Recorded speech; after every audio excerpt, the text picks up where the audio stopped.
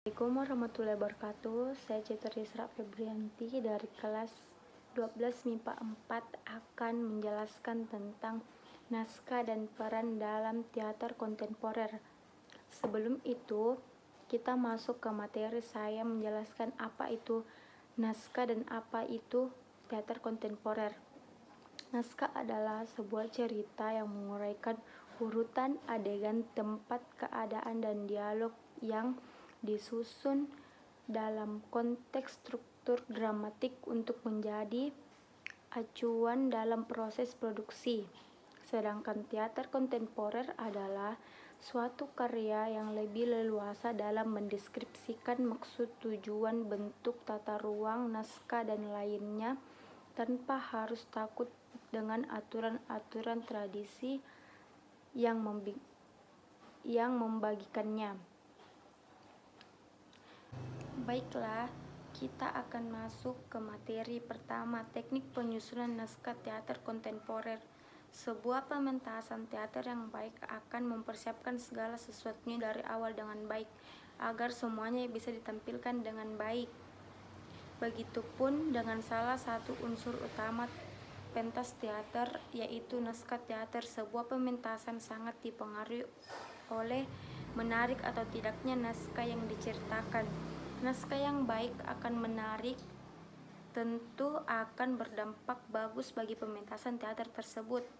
Setelah melalui proses dramatis naskah, kemudian akan bersinggung dengan sutradara, pemain, dan para pendukung penampil panggung. Naskah juga memiliki tema, alur, setting, dan tokoh yang membedakan naskah teater dengan karya sastra lain adalah bahwa naskah visual memiliki struktur khusus yang memegang di persiapan untuk pementasan, yaitu pemerapan eksposisi, komplikasi, konflik, klimaks, resolusi, antiklimaks, serta konklusi yang ditemukan oleh Aristoteles, seorang filsuf Yunani. Proses yang dilalui ketika seorang penulis naskah akan menyusun karyanya adalah 1. Menentukan tema, 2. Memberikan gambaran, 3. Membuat sinopsis, 4. Kerangka cerita. Kerangka cerita yang dimaksud meliputi paparan adalah arus peristiwa dalam cerita naskah yang secara tak langsung juga memberikan penjelasan tentang karakter dalam cerita. 2. Ranggasan adalah tahap yang muncul dalam naskah ketika digambarkan adegan-adegan yang diarahkan pada konflik. 3. Gawatan merupakan adegan yang menggambarkan suatu permasalahan yang menuntun pada keterbukaan konflik. 4. Tikaian merupakan adegan yang menggambarkan bahwa cerita telah sampai pada konflik terbuka antara karakter-karakter. 5. Rumitan adalah adegan yang menggambarkan konflik sebagai rumit dan telah menjadi besar sehingga sulit terselesaikan. Menentukan karakter protagonis. 6. Menentukan penyelesaian permasalahan. Menulis. Proses ini merupakan proses terpenting dalam penyusunan sebuah naskah teater. Seorang penulis naskah harus dapat mentransformasikan gagasan yang bersifat abstrak ke dalam tulisan yang nyata. Unsur-unsur naskah drama. Secara umum, drama memiliki 4 unsur, yaitu naskah drama, pemain, panggung, dan penonton. Naskah drama memiliki unsur-unsur yang menyerupai novel dan film. 1. Tema cerita.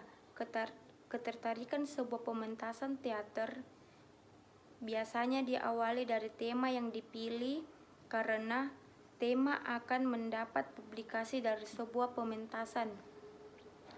Pesan moral. Pesan moral menjadi inti utama atas nilai khusus yang coba disampaikan oleh penulis naskah. Plot. Plot dimainkan sebagai jalan cerita dalam sebuah naskah teater. 4. Karakter. Macam-macam karakter, yaitu protagonis, antagonis, deuteragonis, foil, tetragonis, confident, rasioneur, dan utile. 5. Dialog. Jalan cerita akan diperkuat dengan dialog dan olah tubuh yang dilakukan oleh masing-masing pemain. 6.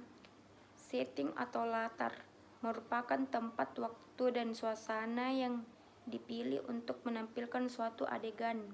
7. Interpretasi. Apa yang dipertunjukkan cerita harus logis dan terasa wajar. Dengan kata lain, bahwa karya yang dipentaskan harus diupayakan agar mirip dengan kehidupan nyata. Buat naskah mandiri. Jika ingin membuat naskah sendiri, seorang penulis naskah harus belajar banyak hal, membaca buku tentang teknik penulisan naskah, hingga mempelajari naskah-naskah pementasan teater yang dibuat penulis lain. Setelah itu, ada juga langkah-langkah yang bisa dipelajari, yaitu 1. Menentukan tema. Tema merupakan hal pertama dan wajib ditemukan dalam penulisan naskah.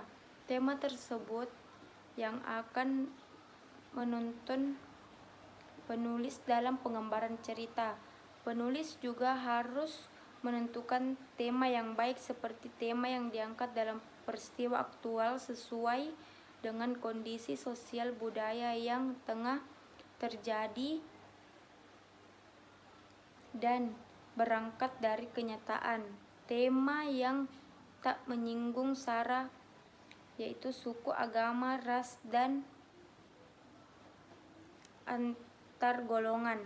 Dan tema yang diangkat dari pesan-pesan yang mendidik masyarakat. 2. Penulis dapat menginventarisir peristiwa-peristiwa penting yang terjadi dalam kehidupan sehari-hari untuk menjadi inspirasi penulis naskah. Hal ini juga sangat penting bagi penulis naskah pemula, dan juga naskah akan bernilai ketika penulisnya juga menjiwai tulisannya. 3. Setelah naskah tersusun, penulis akan membuat sinopsis yang menceritakan ringkasan utama penceritaan naskah. 4. Untuk memulai penulisan, penulis naskah pemula dapat berlatih untuk menulis naskah satu babak yang terdiri dari beberapa adegan. Berikut akan saya tampilkan contoh kerangka sederhana untuk sebuah naskah drama. Peran sutradara dalam teater kontemporer. Selain naskah, hal penting selanjutnya adalah pemain. Naskah yang baik saya tidak akan cukup jika adalah pemain. Pemain drama yang baik juga akan mampu menyampaikan pesan-pesan yang terkandung dalam setiap adegan. Untuk menentukan peran tersebut, dibutuhkan seseorang sutradara. Sutradara akan bertanggung jawab atas kelancaran pementasan dari awal hingga akhir. Untuk menjadi sutradara, minimal seorang tersebut memiliki pengalaman di bidang seni peran serta memiliki pengalaman dalam mempersiapkan sebuah pementasan. Sutradara sangat berperan penting dalam pementasan. Berikut penjelasan singkat dari buku Hariawan yang berjudul Dramaturgi. 1. Penentuan nada dasar merupakan proses yang dilakukan oleh sutradara dalam rangka mencari motif yang mempengaruhi cerita, kemudian memberikan jiwa dalam cerita yang dipentaskan. Motif yang dimaksud adalah memberikan suasana khusus dalam setiap adegan yang berkembang, membuat lakon gembira menjadi karakter yang menghibur, mengurangi beban konflik agar tak ditampilkan dengan kesan berlebihan, memberikan prinsip dasar dalam sebuah penceritaan, memberikan kesan ringan dalam menyampaikan cerita. 2. Melakukan seleksi pemain. Casting merupakan proses yang dilakukan sutradara untuk memilih pemeran-pemeran yang tepat. Cara yang dilakukan saat sutradara dari berbagai pementasan adalah casting by ability, yakni seleksi yang dilakukan berdasarkan kemampuan seorang dalam memainkan peran. Casting to type, yakni seleksi yang dilakukan berdasarkan kesesuaian konflik fisik dengan tokoh yang diperankan. Anytype casting atau educational casting, yakni seleksi yang dilakukan agar para pemainnya benar-benar mengeksplor karakter yang ingin ditampilkan oleh sutradara dalam pementasan. Casting to emotional temperament, yakni seleksi yang dilakukan berdasarkan kesamaan pengalaman antara pemain karakter yang akan dimainkan. 3. Mengatur tata teknik pementasan merupakan proses menata panggung beserta unsur-unsur pendukung lainnya guna menyempurnakan pementasan. 4. Menyusun mass and scene. Yang dimaksud dengan istilah tersebut adalah segala perubahan yang terjadi saat pementasan dikarenakan penggantian posisi pemain atau kelengkapan yang disebabkan hal-hal berikut. 1. Ketidaksesuaian sikap pemain pada proses memaju pementasan terkait mood pemain. 2. Terjadinya pengelompokan pemain. 3. Pembagian level para pemain di panggung. 4. Perubahan variasi saat pemain masuk dan keluar panggung. 5. Perubahan variasi penempatan kelengkapan panggung. 6. Perubahan variasi posisi pemain yang saling berhadapan. Memperkuat atau melemahkan adegan merupakan proses yang dilakukan oleh sutradara untuk memberikan tekanan atau melonggarkan tekanan pada adegan tanpa banyak mengubah naskah. Menciptakan aspek-aspek dalam pemeran merupakan proses yang dilakukan oleh sutradara untuk memberikan saran kepada pemain agar mereka dapat secara kreatif memunculkan perilaku simbolik atau melakukan improvisasi agar tidak terpaku pada naskah. Memengaruhi mental pemain dalam memunculkan kreativitas pemain, maka sutradara juga mengasah sisi kejiwaan pemain serta memperkuat mentalnya sehingga mereka akan percaya diri memerankan karakter yang akan diperankan.